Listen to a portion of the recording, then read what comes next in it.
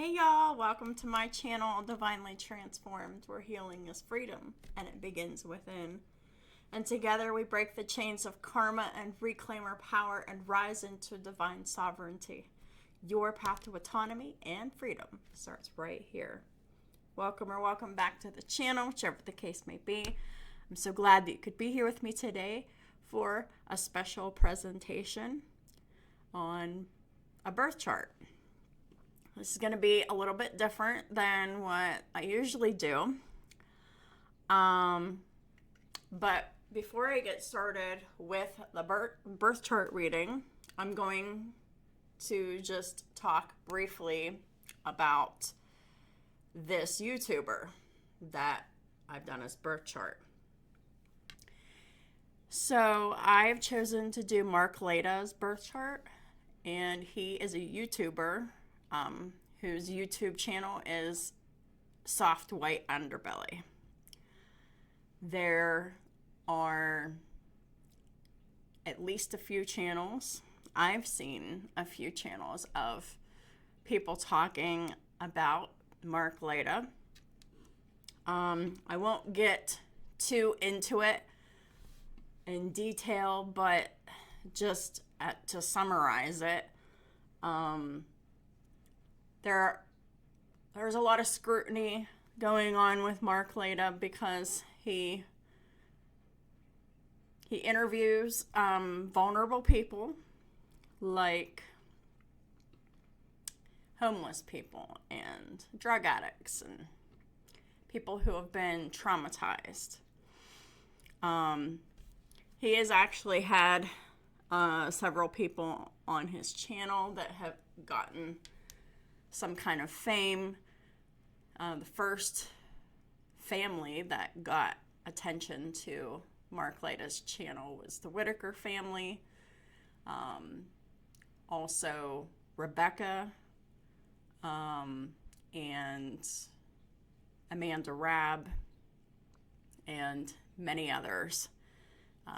Those are just a few of the most noteworthy individuals that have seen some fame from Mark Lada's channel.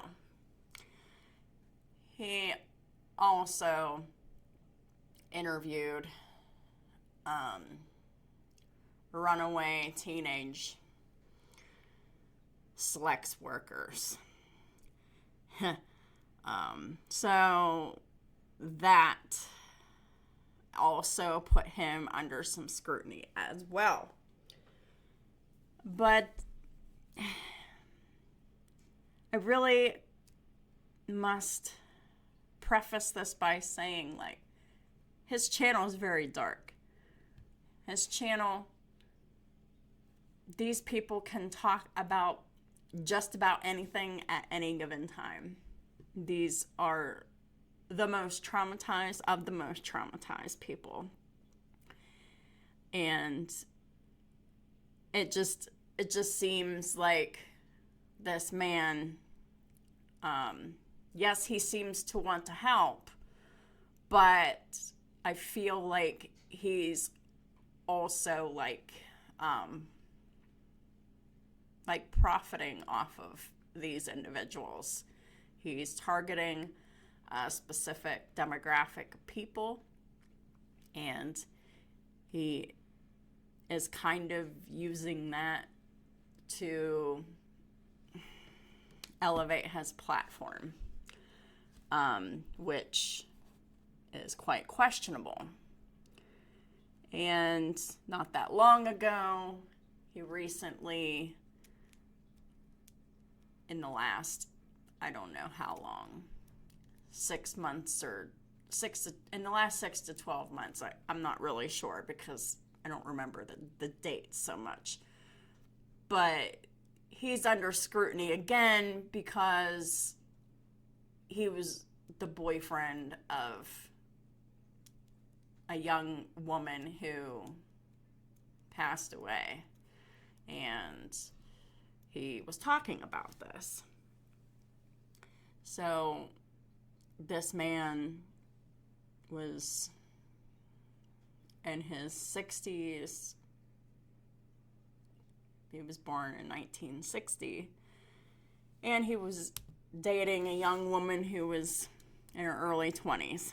And he was trying to explain that, the age gap. You can't explain that. And the interview only seemed kind of off. There's a lot of channels that are talking about all of this stuff. There's a lot of public scrutiny with this YouTube creator. So I'm not making any claims about his private intent or his legal guilt or innocence.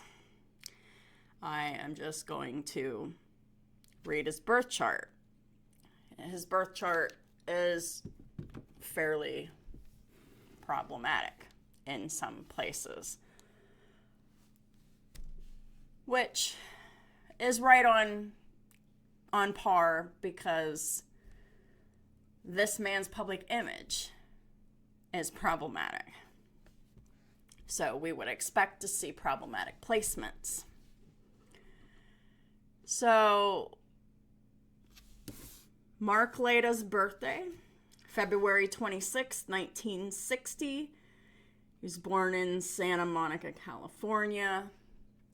I had no idea what time he was born, but I knew that he had to have Scorpio in his 10th house.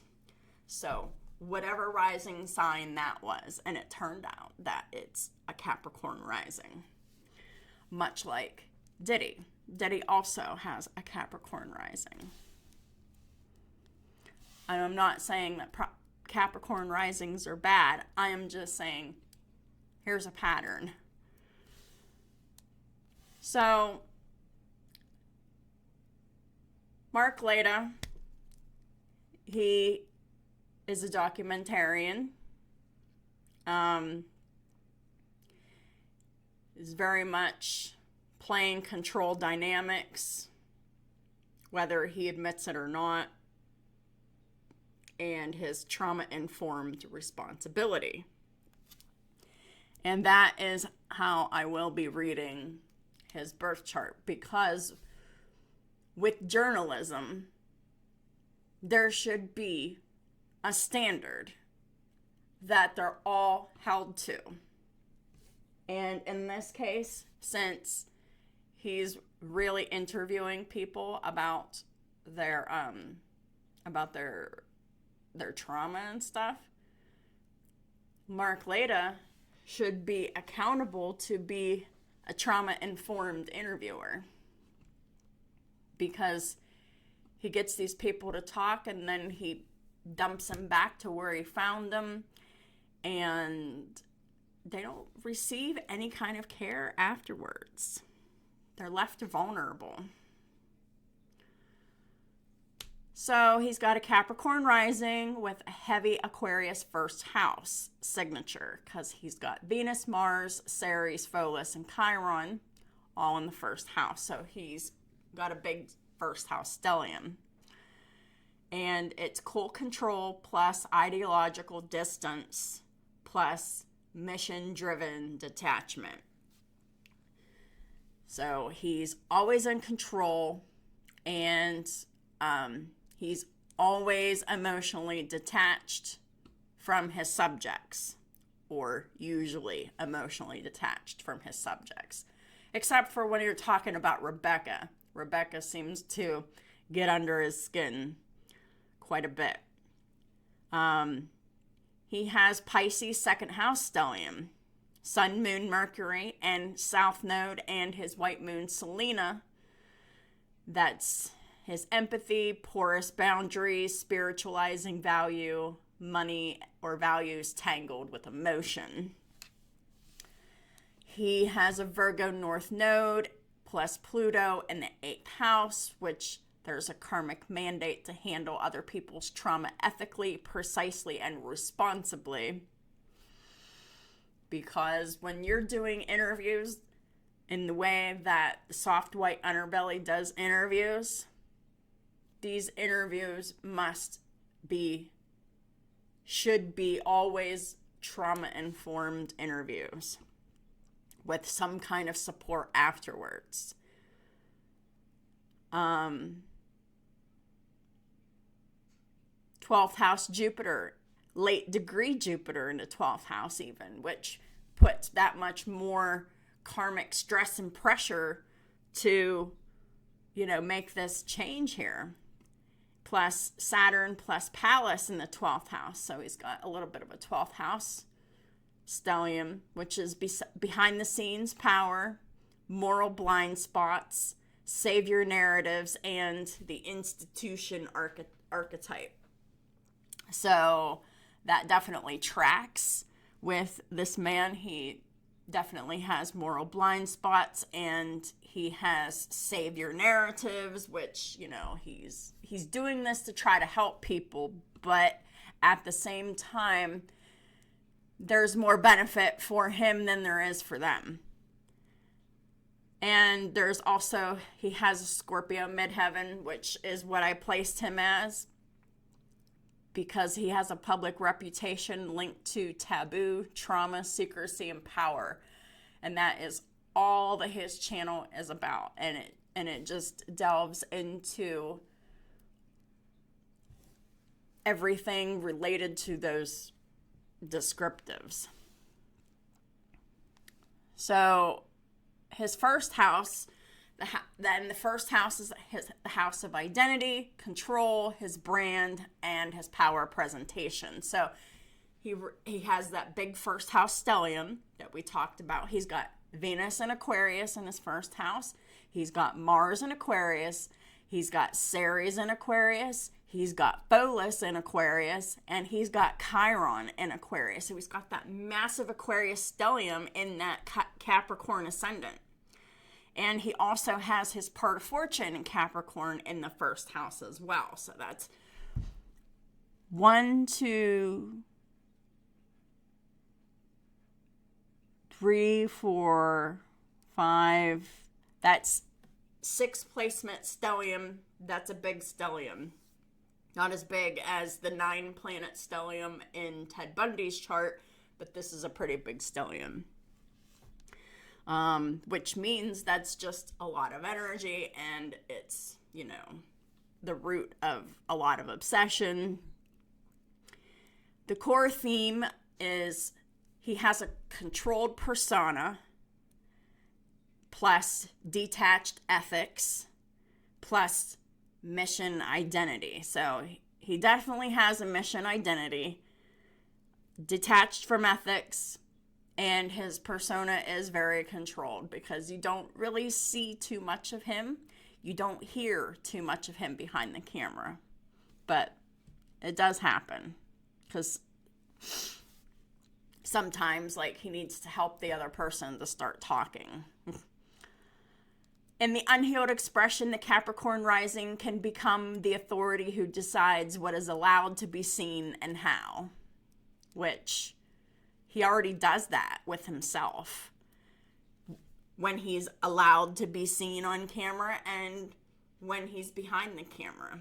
So that tracks just with that. He's got that massive Aquarius stellium in the first house that can create emotional distance because Aquarius is very emotionally detached. And humanity as concept vibe. I'm helping society while he's actually missing the lived experience of the person in front of him because he's detached from the people he's interviewing, usually.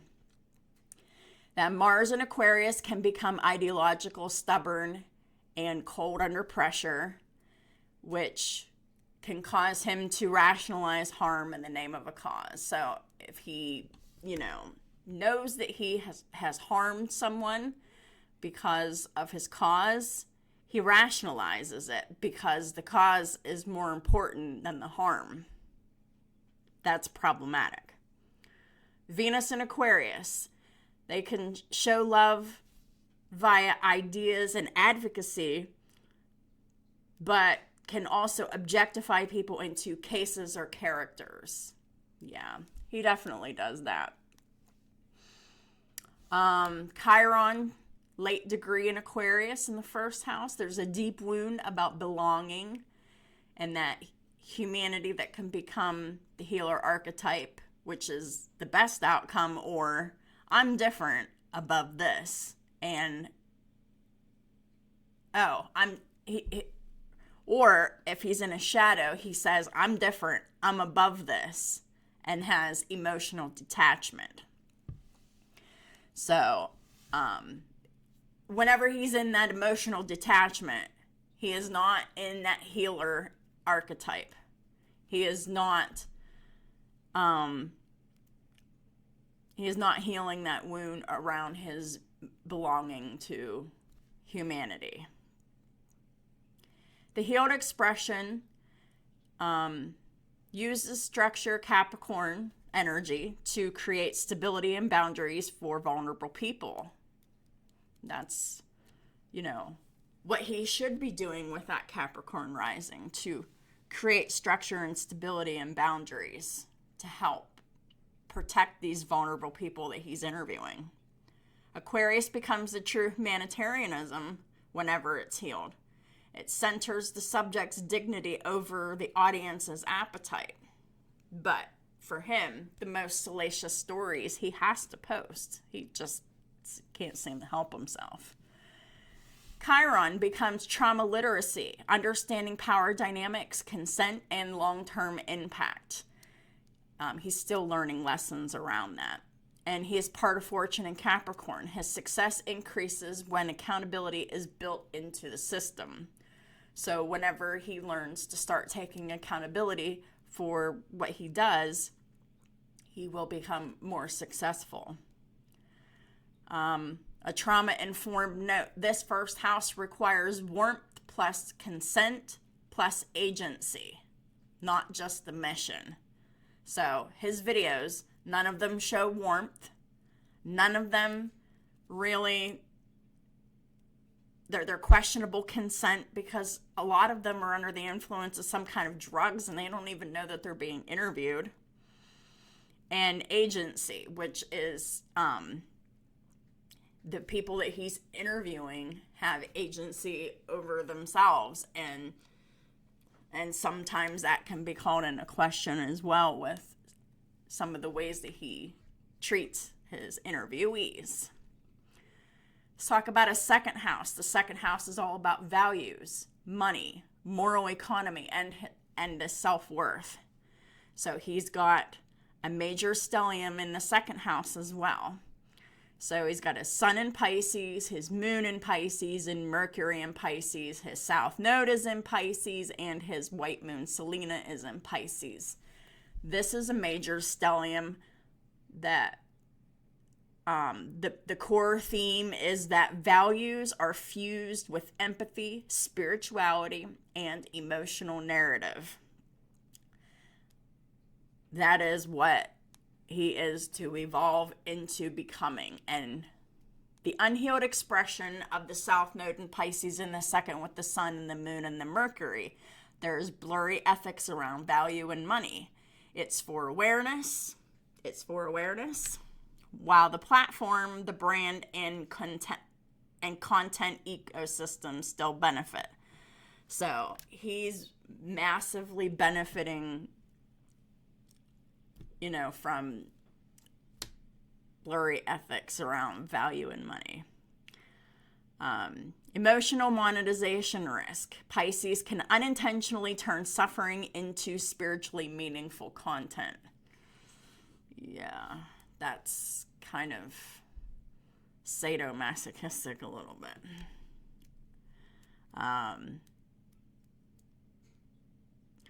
Mercury in Pisces can become story-driven rather than fact-anchored. The narrative is more important than accuracy. The moon in Pisces can be compassionate but porous. It absorbs trauma without proper containment, which causes numbness or dissociation, which that tracks too, because he does seem very unemotional. The healed expression of this Pisces second house is when values become explicit and transparent. Pay, support, aftercare, consent, and resources are all provided. When communication includes clarity and safeguards, especially important with a Mercury Pisces. And Pisces becomes spiritual integrity. I will not exploit even if the audience wants it. And that is what he needs to evolve into.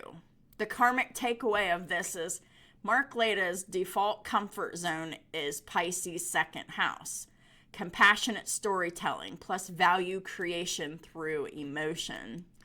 His growth mandate, that North Node, is Virgo in the 8th, which is ethics, precision, and responsibility around other people's trauma. Which, when he starts being more trauma-informed interviewer, that's when this man will be in his North Node. The third house, this is the communication style. It's how he learns. There's no major planets here. This house is still active. What it means to not have any personal placements in the third house. Communication becomes a tool that can be trained into mastery. It's not effortless. But it's developed, and it's developed over time.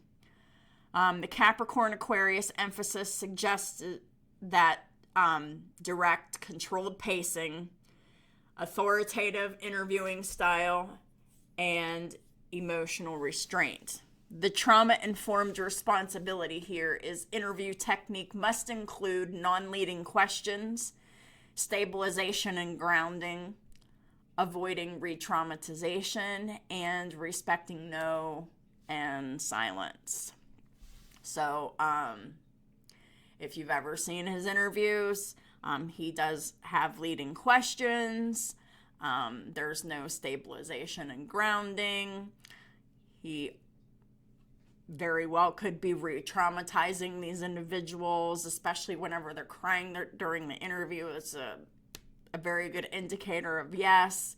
And he doesn't really respect when they say no and whenever they're quiet. So, yeah. He does have the trauma-informed responsibility to develop into that. Hopefully he does. In his fourth house, this is about his roots and his family patterns. This is how, he was raised. And he has Taurus in here. He doesn't have any major planets in the fourth house. The family root issues may be expressed indirectly through his work, through identity or control. Whenever there's Taurus, Imam Quelli, which is the fourth house cusp, it talks about stability, safety, and containment becomes central. That has to happen for him. That is non-negotiable. And can create a drive to build a safe container externally if internal roots felt unstable or emotionally sparse. So, if his internal roots, if his nurturing was unstable or emotionally sparse, he creates a drive that builds a safe container for him emotionally. The shadow side of this, which he's quite used to being here, which is over control as a substitute for emotional intimacy. The way he was talking about his late girlfriend, there was a lot of control issues that he brought up himself. So definitely he's definitely in that shadow of the fourth house. Whenever he is healed, he will be slow, consistent, and ethical. That he'll have consistent ethical framework that protects people in the long term. So, making sure that people have supports after the interviews. The fifth house, which is about performance, creative risk, the audience. The fifth house is all about play, it's passion, it's creativity. It's the house of children and pets, but we're not going to really go into all of that. His black moon Lilith in Gemini is in the fifth house, and it's the power of taboo storytelling and the seductive pull of audience engagement. So he is definitely profiting off of that black moon Lilith in Gemini. The unhealed expression of Lilith in Gemini can manifest as provocation for clicks. Check. Sensational titles and framing. Check. Flirtation with controversy and taboo narratives. Check. The shadow is content as adrenaline. Whenever it comes in the healed expression, that black moon Lilith in Gemini, he will start using language responsibly, and he will start avoiding dehumanizing labels. Well, he hasn't done that yet. He'll start to center nuance. People are not their worst moment. And creativity becomes advocacy without the spectacle. The trauma-informed warning here is the fifth house Lilith often tempts creators into edgy framing. The ethical call is actually restraint. But Mr. Leda, his videos give into the edgy framing every video. The sixth house, which is the house of daily practice, ethics, routine, care, systems, what he does every day. He doesn't have any major planets listed here. The sixth house is the ethical backbone. It must be built intentionally. This is huge for trauma journalism.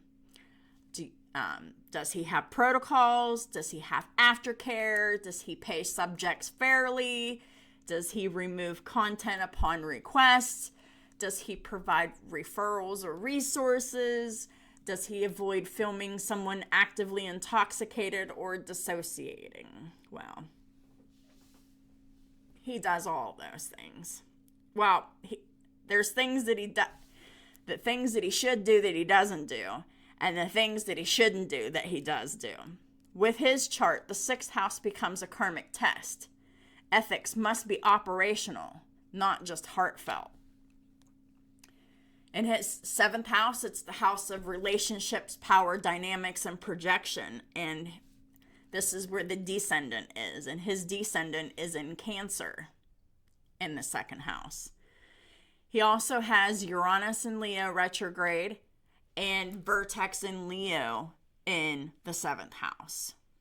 So the core theme of the seventh house is he has unpredictable relational dynamics plus dramatic fated encounters with strong personalities. That checks. I literally named off those strong personalities in the beginning of this video. The unhealed expression of Uranus retrograde in the seventh house is unstable or unconventional relationship dynamics.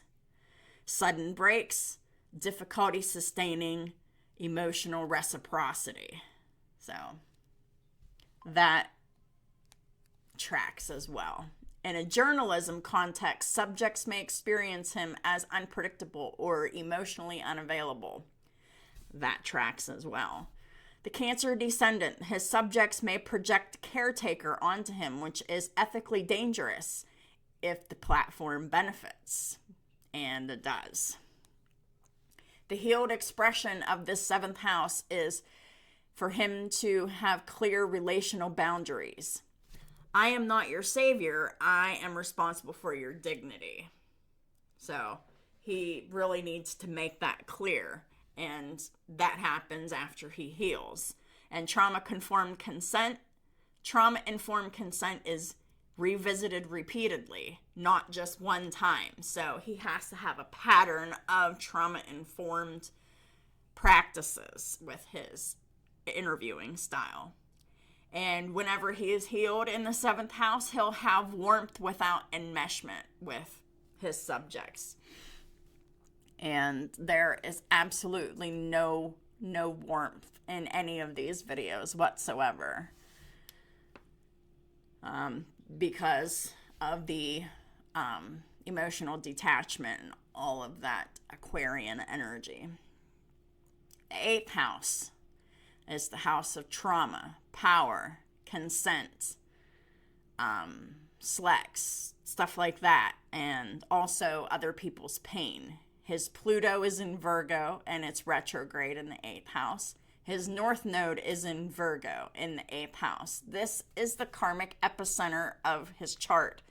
The core theme of these placements is the ethical handling of trauma, vulnerability, exploitation risk, and power. Which he hasn't been doing any of that stuff yet. The unhealed expression, it's all going to track. The Pluto in the 8th can become control, manipulation, extraction, and I decide what's true.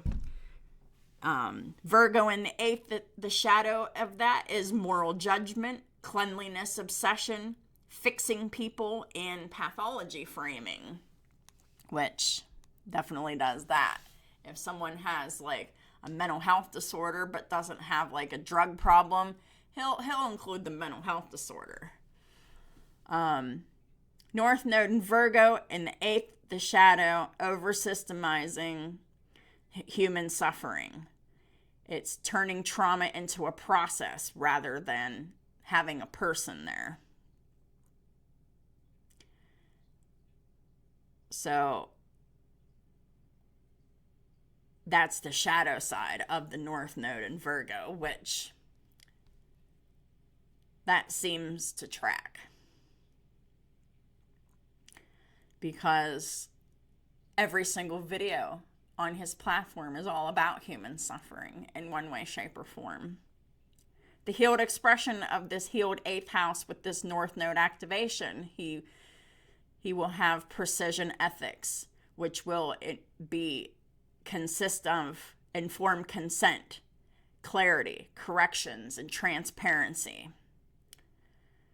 Also, protecting vulnerable people from themselves and the audience. Also, healed expression North Node activation will show him minimizing harm even at the expense of good content. And Virgo North Node, service through standards. The karmic lesson here, his soul contract is not tell trauma stories. It's handle trauma with humility, rigor, and accountability. So he's only doing what he's supposed to do half right. Until he gets those ethics and that emotional detachment out of the problematic area, he's still going to be operating in the shadow. And I really hope that he stops doing this. The 9th house, which is all about beliefs, his worldview, and publishing ethics. Neptune in Scorpio, retrograde. It's all about the deep psychological narratives, plus the blurred lines between truth, meaning, and myth. So, yep, that definitely checks. The unhealed expression of Neptune, Scorpio, in the 9th, it can blur moral clarity. Truth becomes vibe-based, not what it actually is, the truth. The unhealed expression can unintentionally glamorize darkness or frame suffering as destiny. And I believe that tracks as well. And there's a risk of spiritualizing trauma. And I kind of feel like that tracks as well. Whenever this 9th house becomes healed, that healed expression will look like Mark Leda using depth responsibly, avoiding fatalistic storytelling. Whenever he'll add context to systemic issues, not just personal failure. And he'll also show, he'll be treating publishing as stewardship and not just a spectacle. So like, the respect that he feels towards his subjects will be more obvious whenever this man is in his healed version of himself. The 10th house, which is his career, his legacy, and public power. And this is what I've created this whole chart based upon, with having Scorpio in the midheaven in the 10th house. And it's his public identity is linked to taboo, trauma, power, and truth exposure. The shadow side of Scorpio midheaven, it can attract controversy, which it has several times over. People suspect manipulation or exploitation even when intent is mixed. And that's exactly happened. Career can become addicted to intensity and more extreme stories and higher stakes, and, that tracks because that's happened. Whenever the 10th house heals, the Scorpio midheaven becomes truth with integrity, exposing systems and not consuming individuals. And then the legacy becomes, I raise standards for ethical trauma storytelling. So this is what he's learning to grow into, hopefully. His 11th house is all about his community, his network, and his audience. So he's got Juno in Sagittarius, and he's got Vesta in Sagittarius in the 11th house. And this is all about devotion to a mission and a community identity, which that checks and tracks. The unhealed expression of Sag in the 11th can become ideological certainty. My mission justifies it. Whenever Juno's in here, it's the contract with the collective. It's the risk of marrying the audience's appetite. The healed expression of the 11th house, he will start to use community for resources and solutions and not just for voyeurism, which he's kind of sort of started doing that, but with the Amanda Rabb thing. The Vesta means it's sacred devotion. It leads to reinvestment into support systems. The 12th house is the house of the shadow. It's a house of isolation, institutions, hidden power, past life. He's got a stellium in here. He's got Jupiter in Sag, which is the late degree, which it creates more karmic pressure to heal, to ascend. He's got Saturn and Capricorn in the 12th house, and he's got Pallas and Capricorn in the 12th house. And the core theme is that there's big hidden power plus institutional karma. The unhealed expression of the Jupiter, the late degree Jupiter in the 12th, there's the Messiah temptation, the savior narrative at karmic peak intensity, which he kind of stepped into a savior role with, especially with that Rebecca that he's had on his channel. Saturn in the 12th is all about emotional suppression, isolation, and control behind the scenes. And Pallas in the 12th is strategy in the shadows. It can look like manipulation if it's not transparent. The healed expression of Jupiter becomes spiritual humility. I am not above ethical critique, which he hasn't gotten to that place yet. Saturn becomes containment, protocols, accountability, supervision, and consultation. Pallas becomes ethical strategy, designing systems that prevent harm. The late degree Jupiter equals urgency here. If there's any place he must avoid ego inflation, it's this 12th house Jupiter. So his north node versus south node. The evolutionary axis of the south node in Pisces in the 2nd and north node in Virgo in the 8th. So the south node in Pisces in the 2nd is the default comfort zone. It's where he's used to being, which is the empathic storytelling, emotional value creation, spiritual framing, blurry boundaries with money and value, and I feel it, so it's true.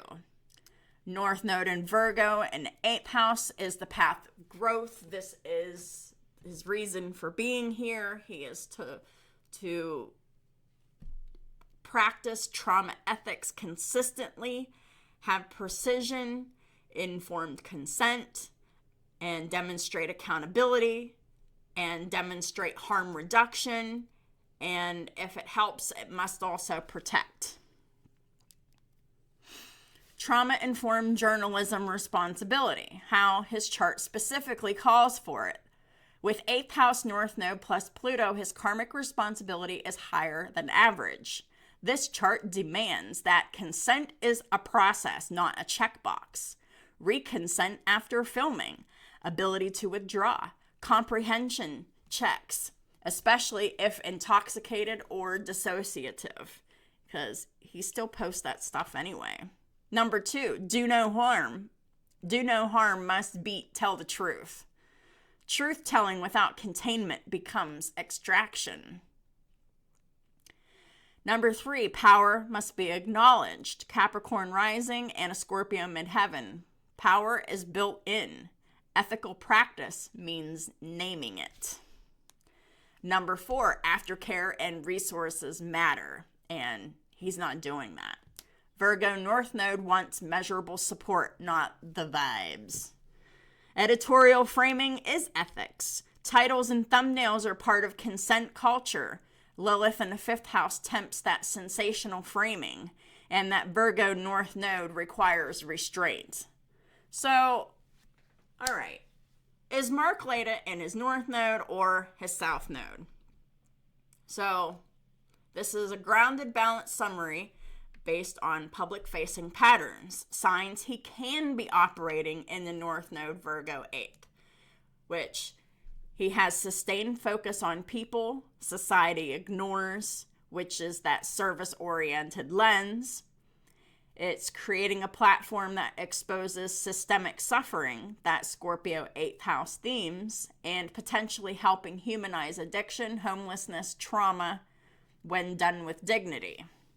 Signs he may slip into the South Node, that Pisces 2nd house comfort zone shadow, that emotional storytelling can blur ethical lines. The audience's appetite influencing what gets shown. Monetization and value is entangled with suffering narratives. And that savior framing risk, that 12th house Jupiter, 29 degrees. That's so problematic. So in my honest conclusion, based on his chart and his public role, he appears to be living along the node axis. His career topic is North Node coded, but his method can swing between the Virgo ethics and the Pisces narrative monetization blur. So he is likely near his North Node by his mission, but not automatically in it ethically. For his chart, being in the North Node is proven through procedures and protections, and not his intentions. So he's still got some work to do to be able to be consistently in that North Node, because he goes back and forth. The detailed karmic lessons here. He's got 5 of them. Don't confuse compassion with permission. Don't confuse exposure with healing. Don't confuse raising awareness with ethical stewardship. Don't confuse a platform with a rescue. And don't confuse a story with a human being. The karmic opportunities is to build the gold standard for trauma-informed interviewing. Like, whenever he starts doing this, he will be famous for it. Guaranteed. He will use that Scorpio midheaven power to expose systems and not consume the individuals themselves. Because right now he's, just profiting off of their trauma. He'll use that Virgo North Node to create measurable support pathways. He'll use that Capricorn rising to set boundaries that protect people from the crowd. And he'll use that Pisces 2nd house gifts to restore dignity and empathy without romanticizing the suffering. So Mark Leda's chart is a high-stakes ethical karma chart. just to sum it up, Pisces second house stellium with the south node, the gift and the trap of the empathic storytelling, values, and the monetization blur. Virgo north node plus Pluto in the 8th, which is the karmic mandate for trauma ethics, consent, and harm reduction. It demands it. Capricorn rising with that Scorpio midheaven, that power and reputation management will always follow him, and his transparency absolutely matters. The 12th house Jupiter in the 29 degrees, that savior temptations must be actively resisted through humility and oversight. And Lilith in the 5th, the audience appetite is a spiritual test. Sensational framing will always be a temptation for him. So, is it documentary or is it control? The chart can produce both. So, Mark Leda does both. He does do documentary, and there's still aspects of control. The difference is the Virgo 8th house ethics, the consent, the protection, accountability, aftercare, and the responsible framing. So that is what he really needs to be focused on in order for him to be in that north node, and he needs to practice that consistently for him to be in his north node, which is just basically his reason for being on this planet in this incarnation as Mark Leda. So that is what I have. Hopefully, maybe he'll come across this, and maybe this will be helpful for him, because trauma-informed journalism, it's extremely important. He should be doing it. And if and when he does, he will be very famous for it. He's already very famous for what he does. And he will be even more famous and even more successful whenever he starts treating his interviewees with compassion and respect, and using consent appropriately, and, all the things. So, if he doesn't see this video, then it's just entertainment for us. But this is,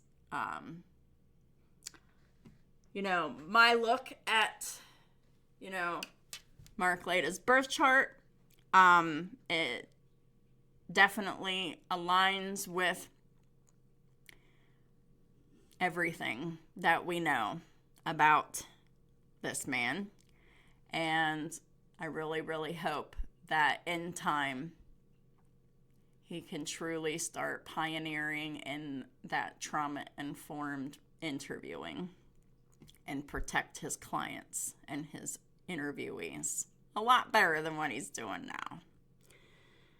So, all in all, I think he's doing mostly a good thing. It's just that the way that he treats the people goes back and forth between exploitation and trying to help them. And his chart definitely shows that teeter-totter back and forth between the two, and that's no shade. That is not facts. It's just my opinion. So that is what I have for y'all. If this resonated with you, if you learned something from it, if it was interesting, please hit that like button. It really helps me out a lot, and I appreciate it. And feel free to leave a comment and share what stood out for you. And don't forget to subscribe if you haven't already. And if you're ready to make some meaningful change in your life and you want some clarity around what's been holding you back, you can reach out to me at divinelytransformed1133@gmail.com. All that information is also in the description box below. And after this, you will see my,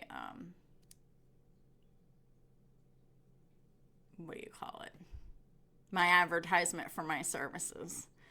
So thank y'all for being with me through this video and for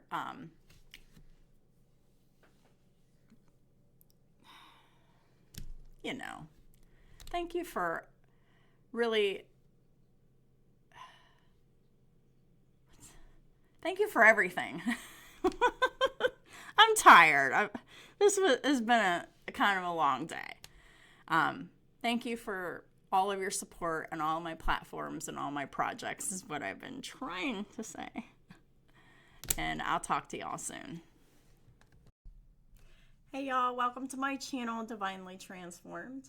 And this is a place where healing equals freedom, and it begins within. I help people who feel emotionally stuck, overwhelmed, or caught in repeating patterns understand what's actually going on inside them and what to do next. My work isn't therapy or fortune telling. It's clarity-based, person-centered coaching that blends observation, emotional intelligence, pattern recognition, and practical tools that you can actually use. Together, we identify what's been driving your reactions, relationships, and your decisions, and often unconsciously. And then we can break the chains of karma by building simple strategies for boundaries, regulation, and alignment that fit you exclusively. People usually tell me things like everything clicks quickly for them, and they leave feeling calmer, clearer, and more confident about their next steps. So, if you've ever thought, I wish someone could explain what is going on inside me and around me, your path to autonomy and freedom and your divine sovereignty starts right here. So, if y'all are interested for my services, this is how you can get a hold of me. Please email me at divinelytransformed1133@gmail.com. Thank y'all so much for being here with me today, and thank y'all for all of the support across all of my platforms, and I'll talk to y'all soon.